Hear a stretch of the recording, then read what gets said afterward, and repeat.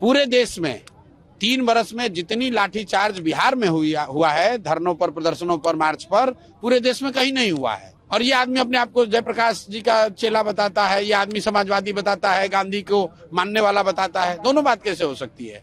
बिहार के 5 करोड़ युवाओं का आवाज आप कैसे दबा सकते हैं? कितनी बार दबाइएगा? हम लोगों ने छात्र संसद किया। मैं जब यहाँ से चला गया तो पुलिस ने असहाय बच्चों को दौड़ा दौड़ा कर मारा। आज बच्चे फिर आकर बैठ गए यहाँ पर। वो री एग्जामिनेशन पर पुनर्विचार नहीं करेंगे। बिहार की जनता उनके रहने पर पुनर्विचार कर देगी, चिंता मत कीजिए। 10 महीने का समय है। जब पुलिस लाठी चलाती है उसका दर्द 5 दिन रहता है। जब जनता लाठी मारती है वोट की तो उसका दर्द कम से कम 5 साल तक नेता कराहते रहते हैं।